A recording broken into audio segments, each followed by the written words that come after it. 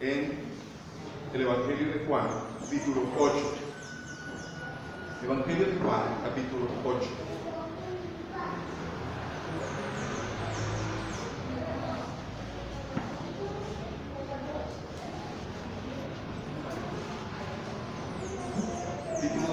Capítulo 8 del Evangelio de Juan.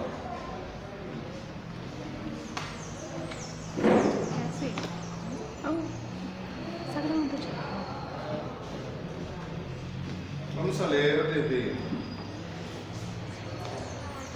el versículo 21 hasta el 47. Versículo 21 al 47.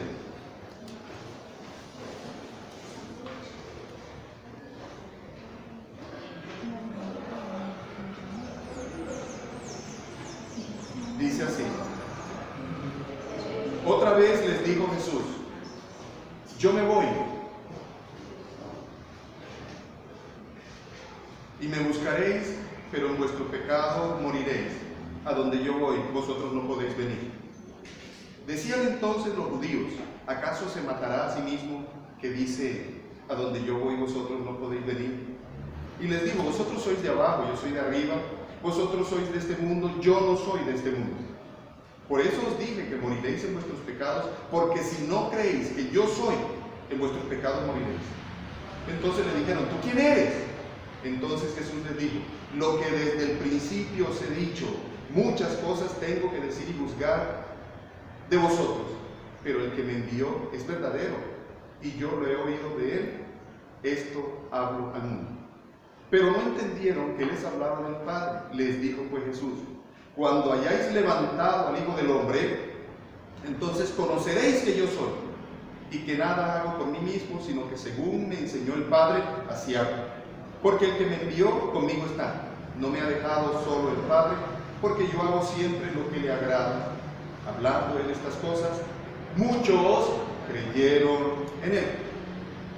Dijo entonces Jesús a los judíos que habían creído en él, si vosotros permaneciereis en mi palabra, seréis verdaderamente mis discípulos, y conoceréis la verdad, y la verdad os hará libres. Le respondieron, linaje de Abraham somos, y jamás hemos sido esclavos de nadie. ¿Cómo dices tú seréis libres? Jesús le respondió, de cierto os digo, que todo aquel que hace pecado, esclavo es del pecado, y el esclavo no queda en la casa para siempre, el Hijo sí queda para siempre. Así que si el Hijo os libertare, seréis verdaderamente libres. Sé que sois descendientes de Abraham, pero procuráis matarme, porque mi palabra no haya cabida en vosotros. Yo hablo lo que he visto acerca del Padre, y vosotros hacéis lo que habéis oído acerca de vuestro Padre. Respondieron y le dijeron, nuestro Padre es Abraham. Jesús les dijo, si fueseis hijos de Abraham, las obras de Abraham haríais. Pero ahora procuráis matarme a mí, hombre que os he hablado la verdad, la cual he oído de Dios. No hizo esto Abraham. Vosotros hacéis las obras de vuestro padre.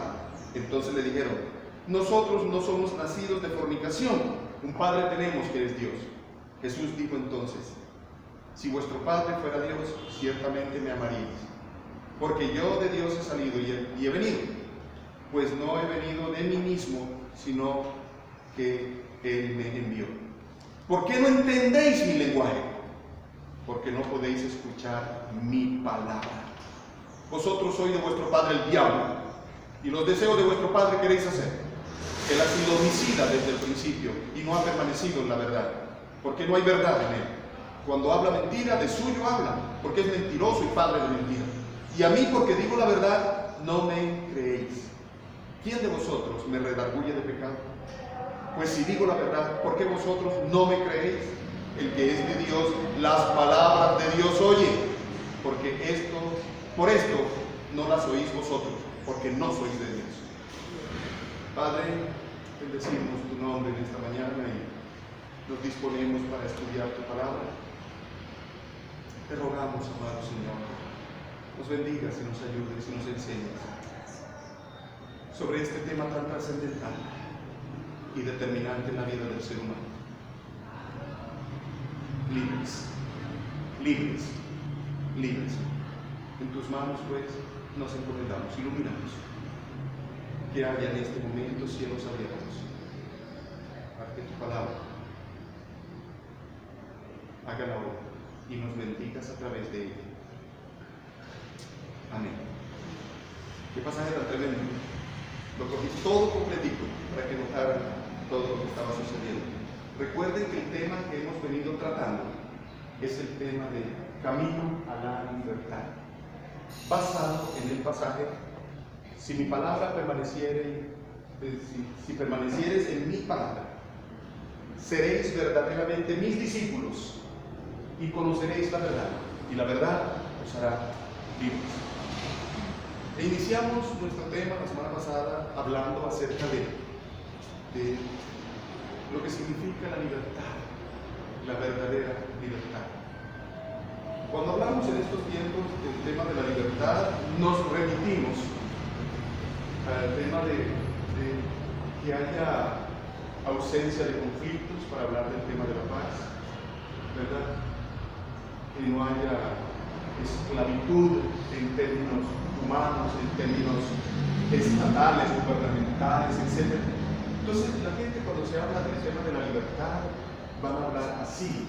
Por ejemplo, ya hace algunos años, bastantes años, cuando se logró la ley que abolía la esclavitud en los Estados Unidos, sobre todo la discriminación, cuando se levantó este gran líder, Martin Luther King, y este hombre hablaba acerca de abolir la esclavitud. Entonces se hablaba de la liberación o de la libertad de la esclavitud, pero la esclavitud física, humana, social, ¿verdad?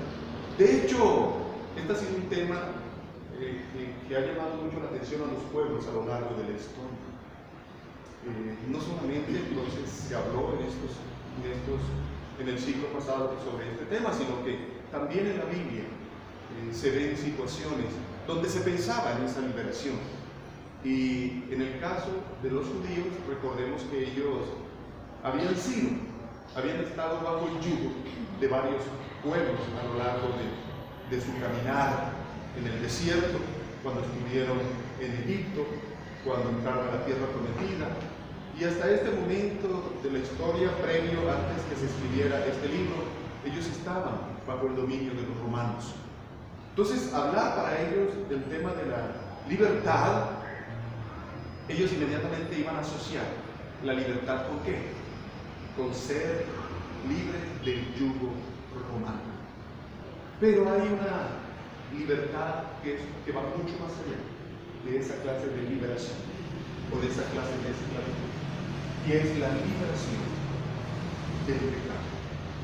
Y el Señor Jesús, este es uno de los temas centrales, por no decir que es el tema central.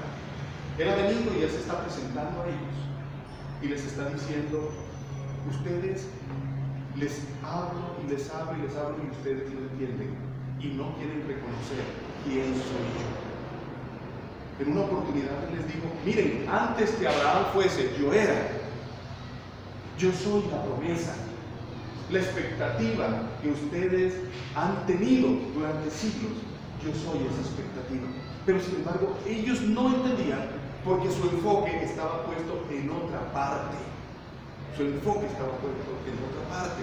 Su enfoque no estaba puesto en la verdadera liberación que Dios quería hacer. Ellos esperaban una liberación política, ese era su interés. Cuando hablamos de Colombia, ¿qué espera la gente? ¿Qué espera la gente? ¿Cuál es el tema? El tema de la paz, que no es otra cosa que ese mismo tema de la liberación, de ser libres, de la libertad. Tiene que ver con esa liberación ya de la opresión, tanto de un gobierno como de otro. ¿Qué se habla, no? El gobierno santo nos ha oprimido. Necesitamos ser libres de eso. Pero al mismo tiempo ha habido otro tema al lado, y es el tema de la opresión por parte de la guerrilla, ¿sí? Entonces, ¿cuál es el Mesías que necesita Colombia? Escuchen el término que acabo de utilizar. ¿Cuál es el Mesías que necesita Colombia? Pero cuando se habla de Mesías, el colombiano, en términos generales, no está pensando en Jesús. No, está pensando en un presidente que sea capaz de no ser ni la guerrilla y no ser tampoco de los gobiernos clientelistas que ha habido hasta el momento. ¿Quién será ese Mesías? Entonces hay una cantidad de propuestas y se están haciendo una cantidad de coaliciones donde el pueblo colombiano está consumido en el desconocimiento, en la ignorancia, que se supone que cada partido debe tener su propia filosofía, y muy clara filosofía. Entonces, aquí está el Partido Conservador, la filosofía es clara, y aquí está el Partido Verde, su filosofía es clara, y aquí está el Partido Liberal, con su filosofía es clara, y allá está el Polo Democrático.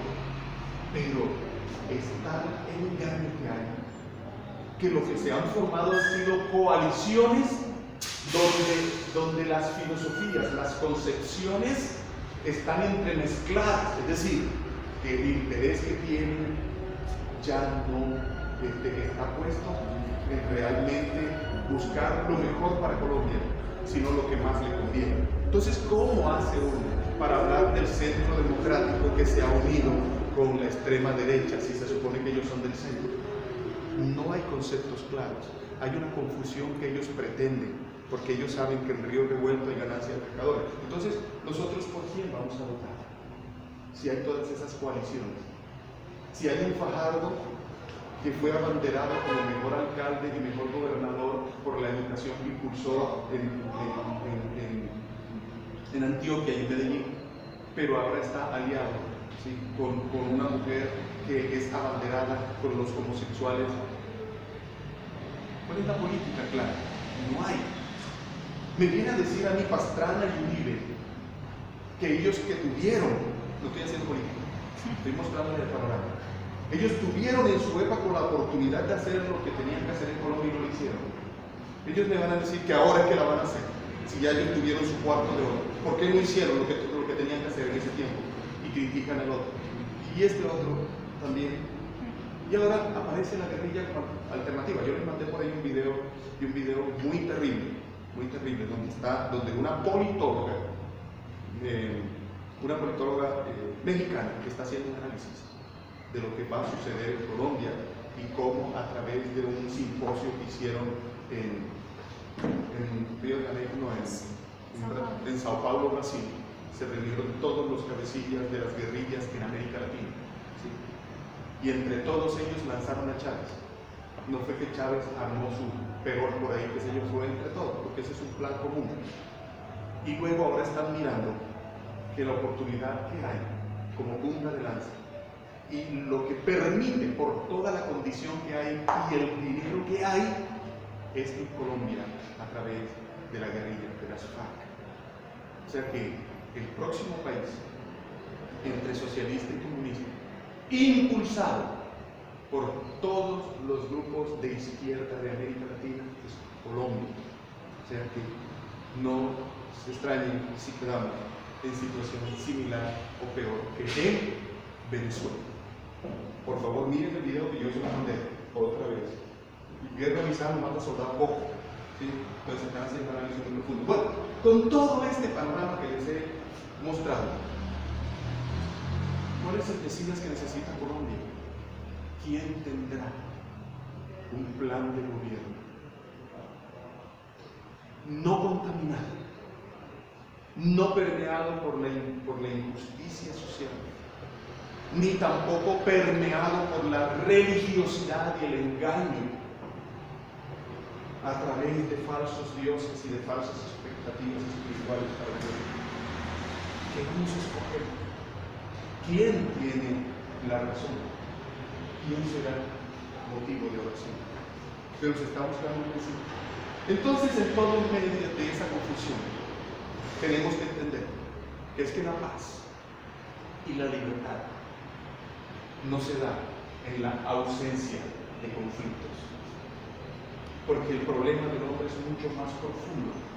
El problema del hombre es un problema del corazón, es un problema de relación con Dios, es un problema de maldad intrínseca, es una maldad que está en el corazón del hombre, Y si se pretendiera hablar de verdadera paz para Colombia, la paz tendría que empezar por cada persona, por cada colombiano que se pusiera en paz con Dios, que desarmara su corazón para que en las familias pudiera haber paz. Y si en la familia hay paz, la sociedad es el reflejo de la familia, entonces habría paz para Colombia. Es así. Pero hasta ahora no se entiende. Pero la Iglesia de Cristo sí tiene que entender eso. Eso tampoco lo entendía el pueblo de Israel, porque allí está Jesús en medio de ellos y le está diciendo: yo soy, es que yo soy la alternativa, es que es la solución, crean que yo soy el Mesías esperado, yo soy. En una oportunidad lo atacaron y Jesús les dijo: miren, escudriñen las Escrituras, ustedes dicen que en ellas tienen la salvación, pues sepan, escudriñenlas y estúdienlas bien, porque esas Escrituras son las que dan testimonio de Dios. La palabra, desde el Antiguo Testamento hasta el Nuevo Testamento, el hilo común es el Mesías. Es el Mesías. Desde Génesis capítulo 3, luego del pecado de Adán y Eva, ¿qué es lo primero que aparece? Coloca enemistad Dios entre la mujer y Satán. Y ahí menciona la simiente, habla de la palabra simiente, y dice que la simiente de la serpiente morderá a la simiente de la mujer. ¿Dónde? En el calcañar. Pero que la simiente de la mujer aplastará la cabeza de la simiente de la serpiente. Ahí, eso se conoce como el protoevangelio. Entonces, a lo largo de las Escrituras, el tema del Mesías es aquel que viene el rescate. ¿De qué? De lo que se ha perdido por razón del pecado. Aquí está Jesús ahora diciendo: si ustedes no creen que yo soy, van a morir en su pecado. Y me van a buscar, pero me van a buscar y no me vas a encontrar. Sería extraño, ¿no? Reflexionemos aquí un poquito entre tantas cosas. Pasaje tan profundo que uno creo que no va a terminar de sacarle todo lo que debe sacar. Pero si el Señor Jesús les dice: me van a buscar y no me van a encontrar, no tendría como sentido, ¿no? Porque se supone que lo buscan y lo van a encontrar. Pero el problema es que lo van a buscar de la manera equivocada. Como en efecto lo encontramos más adelante. ¿Qué estaban buscando? Un Mesías político. Claro. Entonces, cuando Jesús dice: cuando yo sea levantado, entonces se van a dar cuenta que yo soy. ¿Se acuerdan que yo les explicaba? Ese levantado, ellos no estaban pensando que era Jesús que iba a morir, ¿verdad? Y el Padre lo iba a levantar de la tumba, etcétera, para mostrar su gran victoria. Ellos, esa palabra levantado, estaban pensando que era levantarse en rebelión, como de hecho otros hombres lo hicieron en los tiempos previos de Jesús. Se levantaron para hacer revueltas, para lograr la liberación de Israel de los romanos, y consiguieron mucha gente, muchos seguidores, pero lo mataron, y eso se acabó. Y eso mismo Gamaliel les hizo mención de eso: váyanse a levantar. Eso era lo que yo estaba pensando. Entonces dice la Escritura que cuando el Señor Jesús dijo eso, cuando Dios se levantaba, entonces muchos creyeron en Él. Y uno diría: aleluya, sí creyeron, sí creyeron, sí creyeron. Pero cuando uno ve más adelante, el Señor dice la palabra: y le dijo el Señor a los que habían creído. Y ahí les menciona, y entre varias de las cosas que menciona, dice: a los que habían creído, ustedes procuran matarme, porque les digo que yo soy. Porque les digo que ustedes son esclavos, procuran matarme. Entonces, ¿sí creyeron o no creyeron? Ha habido algunos comentarios sobre esto, pero el griego como tal, el contenido del griego y del participio presente que ahí se utiliza, no voy a ahondar en eso, muestra que no creyeron de corazón. Creyeron solo esa expectativa que Jesús había mostrado, que había levantado: ay, este es nuestro Mesías que va a arrancar aquí con todo. Pero Jesús les cambia la cosa. Jesús empieza a decirles, para que ellos ni se ilusionen ni se motiven con otra cosa, empieza a decirles lo que es.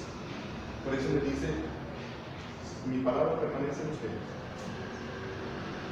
seréis verdaderamente mis discípulos y conoceréis la verdad os hará libre. Ahí, cuando el Señor les dice así, ellos brincan. ¿Pero libres de qué? Es que nosotros nunca hemos sido esclavos de nadie. El Señor Jesús lo direcciona otra vez. De antes le viene hablando del pecado, pero ahora otra vez lo va a direccionar. Le va a decir, miren, el que comete pecado es esclavo del pecado. Y el esclavo no permanece en la casa. El hijo sí permanece en la casa. Y me llama la atención en esa discusión, porque ahí les está diciendo que no, nosotros no hemos sido esclavos de nadie. Jesús dijo, yo no voy a poner a discutir eso con ustedes. Es que el punto de lo que yo estoy tratando no es ese. Lo que yo les estoy diciendo es que son esclavos del pecado. Y a lo que yo he venido es a traer libertad sobre el pecado. Y esa es la verdadera libertad que el ser humano necesita. Ser libre del pecado. Ser libre del pecado, libre de la muerte, libre de Satanás, libre de cualquier clase de atadura. Ahí en esa discusión que Jesús le dice, el hijo, etc. Entonces ellos dicen, no, es que nosotros somos de nuestro padre Abraham. Y Jesús, le dice, miren, venga, si ustedes fueran de su padre Abraham, ustedes harían lo que hizo Abraham. ¿Qué hizo Abraham? Tuvo fe en Dios. De hecho, ellos citaron a Abraham y se metieron en la grande con Jesús. Ellos citaron a Abraham. Nosotros somos hijos de nuestro padre Abraham. Nosotros somos descendientes de Abraham. Se metieron en líos. ¿Por qué se metieron en líos? Porque precisamente de Abraham viene su hijo Isaac, que es la simiente y que es tipo de Cristo. ¿Sí? Entonces, ellos hablan de Abraham y enseguida el Señor Jesús lo coge. Porque es que Isaac es tipo de Cristo. Entonces es como decirle a ellos, ustedes no han entendido, ustedes no se han dado cuenta. Antes de que Abraham fuese, ya yo era. Pero ustedes procuran matar. Entonces, a la conclusión que podemos llegar es que ellos no habían creído realmente en el Jesús y en la misión de Jesús. Ellos tenían sus propios intereses. Es como por decirles algo. Y creo que el punto de aplicación vale la pena hacerlo. ¿Cuál es el concepto que la gente tiene de Jesús hoy? ¿O cuál es el concepto que la iglesia tiene de Jesús? Esto es importantísimo, porque nosotros, o porque puede haber alguien que tenga el concepto equivocado de Jesús, así como yo lo entiendo. ¿Qué Jesús? Y permítanme usar esta palabra, es un exabrupto, pero permítanme usarlo. ¿Qué Jesús se vende en las iglesias? ¿Qué Jesús se vende? Es una palabra que a mí me choca, y se lo voy a decir. A mí me choca. Y aquí hay una canción, Jesús el quitamanchas. Es una canción de rock. ¿La han oído? ¿No la ven? Jesús el quitamanchas. A mí me ofende. A mí me ofende. Porque están comparando a Jesús como el límpido de la iglesia. Ustedes tienen manchas, aquí está el límpido que viene a quitarle las manchas. Uno debe tener mucho cuidado cómo utiliza las cosas. Por ponerse a hablar, uno tiene que cuidarse de esas cosas. Pero voy a decirlo de la manera correcta. Se ofrece a Jesús como el sanador, como el liberador, como el proveedor, como el salvador. Así se ofrece a Jesús. ¿Y es cierto eso? Sí, pero hay que tener mucho cuidado. Porque entonces resulta, yo quiero que miren aquí por favor, porque entonces resulta que si Él es el sanador, el liberador, el proveedor, el cuidador, etc., miren todo eso que estoy mencionando, yo estoy en el centro. Y Jesús no es el centro. Porque entonces las cosas funcionan, es todo a favor de mí. Y ha pasado. Entonces ofrecemos hacia Jesús a la gente. Así le compartimos a Jesús a la gente. Entonces, ¿qué hacen muchas personas? Se acercan a Jesús. ¿Cómo? ¿Qué les enseñamos? Les enseñamos. Solo es pedir, solo es pedir, solo es pedir, solo es pedir, solo es pedir. El día que Jesús no les da, se van. Y el día que Jesús les da, también se van.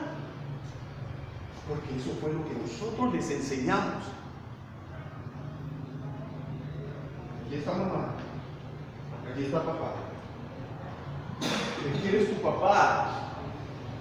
Él es el que te provee, Él es el que te da, Él es el que te cuida. Pídele a Él, búscalo a Él te da.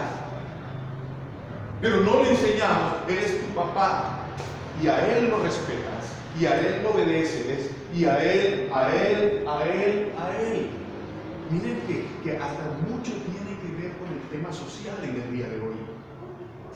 Decíamos la semana pasada, qué tristeza, que ya no se escucha en ninguna parte ver los hijos luchando por alegrar el corazón de sus papás.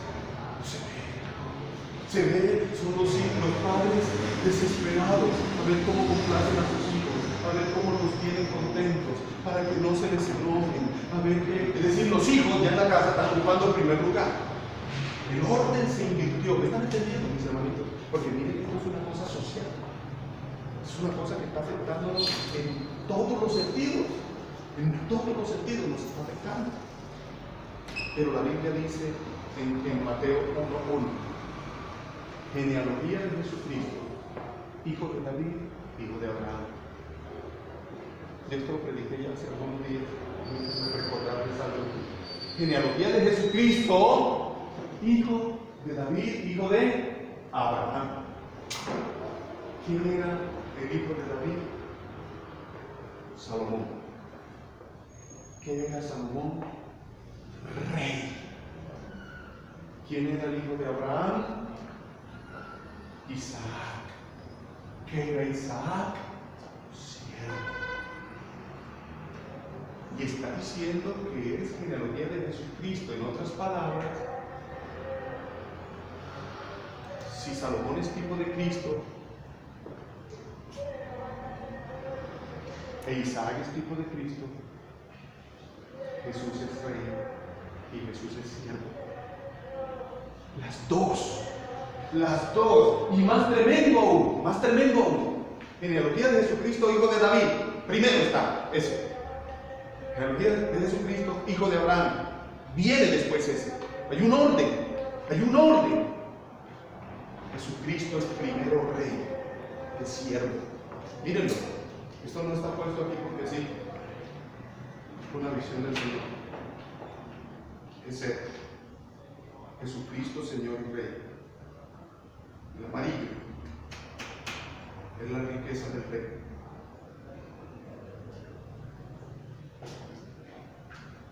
La corona del rey. Jesús es primero rey. Y hay que acercarse primero a Jesús, a honrarle, a exaltarle, a adorarle, a obedecerle, a servirle. Ese es Jesús. Pero luego Él es siervo. Su sangre derramada en la cruz. Su sangre derramada en la cruz. El Espíritu Santo y la palabra. ¿Están entendiendo, mis hermanos? Es delicado el tema de la iglesia. Es delicado el tema de la iglesia. Porque podemos tener la concepción equivocada de Cristo como ellos la tuvieron. Entonces, hablábamos de Camino a la Libertad, como el título, y hablamos de 4 trechos del camino, ¿verdad? O 4 tramos, es la palabra, 4 tramos del camino. A veces uno hace, en todo camino, uno nunca camina derecho, ¿verdad? Uno siempre hace estaciones para descansar. Una de las cosas que uno observa en las montañas, en esas curvas hacia arriba, uno observa que empieza la subida así al morro, y como a la segunda vuelta hay un plano, como una especie de descanso. ¿Han visto eso? Y luego viene la empinada otra vez, y otra vez otras 2 vueltecitas, y viene otro descanso. Y eso me llama mucho la atención. Bueno, para los automotores tienen toda la razón. Pegar una frena con un aguacero en un morro así, Eso se necesita. Eso se necesita. Frenar así en un modo y no hay un descanso es tremendo. Pero mire que es muy sabio eso. Es muy sabio. Donde se retoman fuerzas. Así que en un camino largo hay tramos. De hecho, cuando se habla de ciclismo, para que usemos más el término, no que están no sé cuántos tramos en no sé qué kilometraje. Entonces, de tal a tal es el primer tramo, de tal parte a tal es el segundo tramo, y allá hay un premio de montaña y es la subida más berrión, ¿verdad? Así. Entonces, por eso pensamos que en este camino a la libertad hay 4 tramos. Recordemos el primero. ¿Cuál fue el primero? A ver, yo leo aquí. En el camino a la libertad hay una condición ineludible. ¿Se acuerdan? En el camino a la libertad hay una condición ineludible. Y la condición es: si permaneciereis en mi palabra. Implica una relación constante. Es una relación de obediencia absoluta a la palabra. Absoluta. Recordemos, amados, que el Señor Jesús, hablando acerca de el viñedo, está diciendo lo siguiente.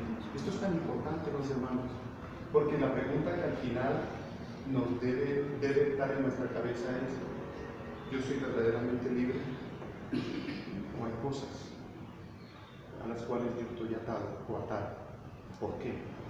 Y esa es la respuesta que vamos a conseguir a través de este estudio. Si somos verdaderamente libres, pues estamos atados. ¿Y en qué parte del tramo del camino nos hemos quedado? ¿Dónde está el problema? Entonces, lo primero es permanecer en la palabra. Jesús, hablando acerca del viñedo, hablando acerca de las ramas y del tronco, Él les dice: si permanecéis en mí y mi palabra permanece en ustedes, constante, en obediencia, en obediencia absoluta, en reflexión, en esa comunión, pedid todo lo que queráis y os será hecho. Y si yo digo esto, ¿ustedes se imaginan lo que está pasando?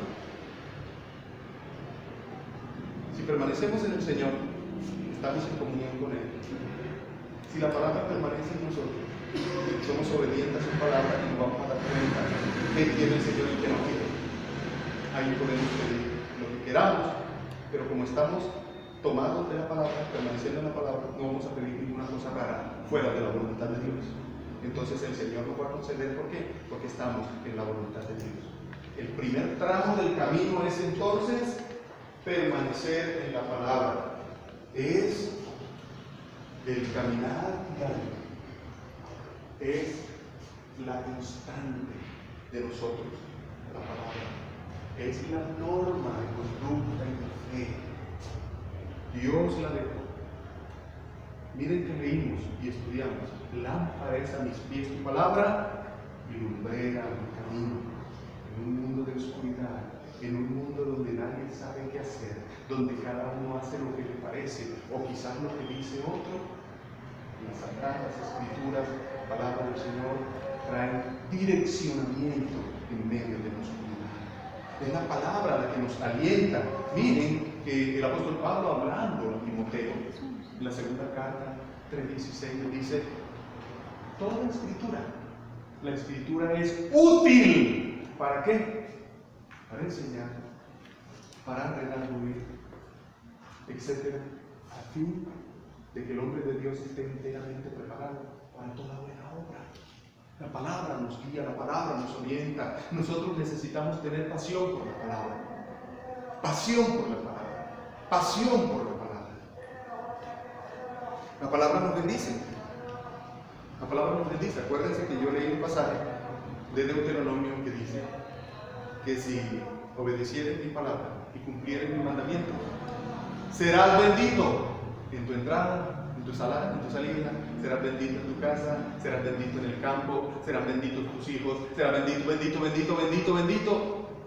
Obediencia a la palabra. Obediencia a la palabra. Luego de el segundo tramo, del camino, dijimos, en el camino a la libertad debemos ser verdaderos discípulos del Señor. Acuérdense que dice, si permanecieren en mis palabras, seréis verdaderamente mis discípulos. Entonces, estamos hablando de ser verdadero, no hay sombra de duda, alguien que es auténtico, transparente. Discípulo es un seguidor de Cristo, es un imitador de Cristo. Ser discípulo del Señor es ir tras las huellas del Señor. Ser discípulo del Señor es vivir como el Señor vivió. Es obedecer las enseñanzas que el Señor nos da.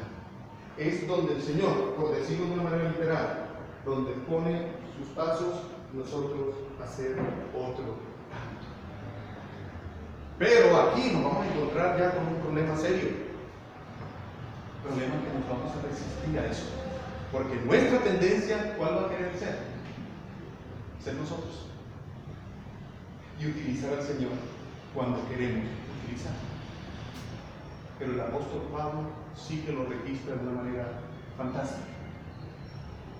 Gálatas 2:20. Con Cristo estoy juntamente crucificado y ya no vivo yo, mas vive Cristo en mí. Y lo que ahora vivo en la carne, lo vivo en la fe del Hijo de Dios que me amó y murió por mí.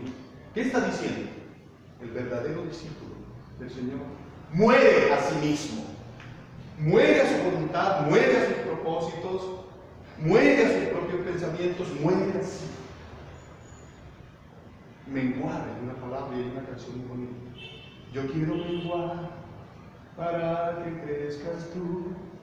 Yo quiero más de ti, más de ti. ¿Qué? Y habitar en tu presencia. Menguar para que crezcas tú y cada día seré más como tú.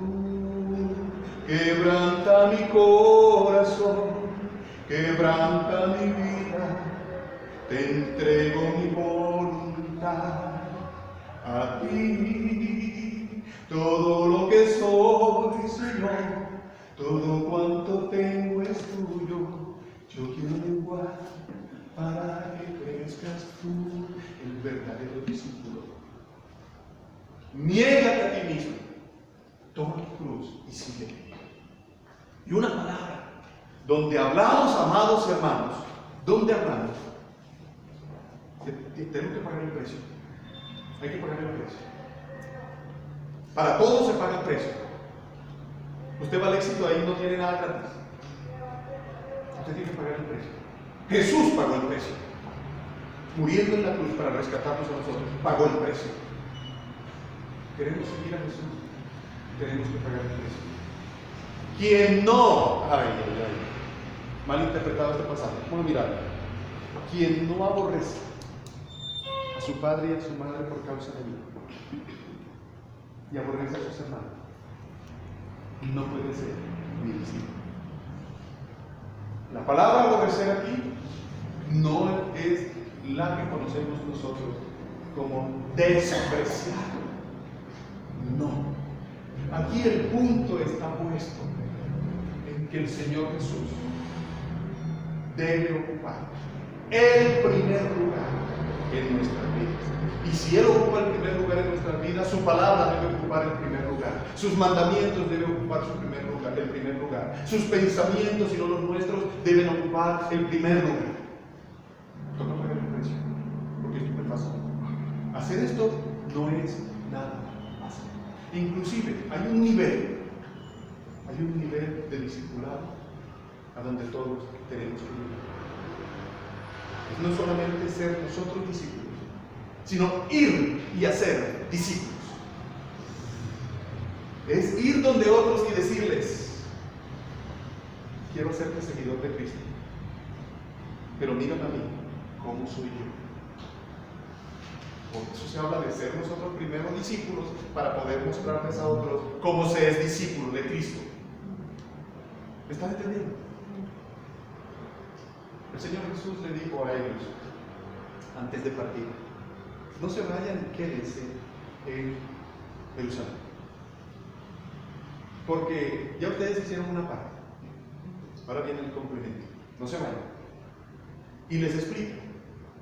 Pero recibiréis poder cuando venga sobre vosotros el Espíritu Santo y me seréis testigos en Jerusalén, en Judea, en Samaria y hasta lo último de la tierra. Y la palabra testigo viene del griego mártir, palabra conocida por ustedes.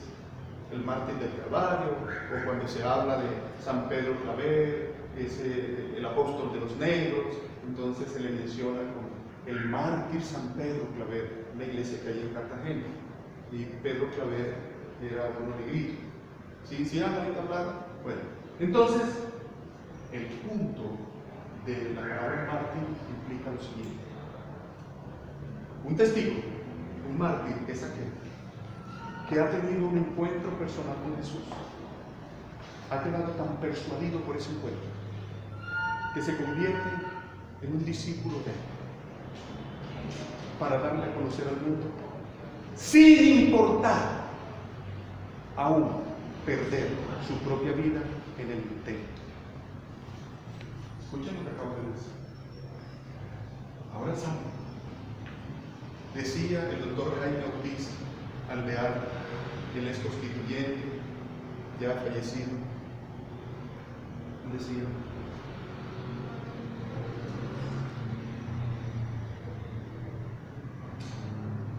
y usa una palabra muy fuerte.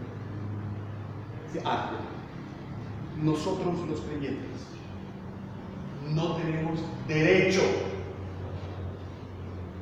Nosotros no tenemos derecho de guardar solo para nosotros una verdad grande que es para la salvación. En otras palabras, ese discípulo es un testigo que entrega hasta su propia vida por servir al Señor. Y yo les digo la verdad.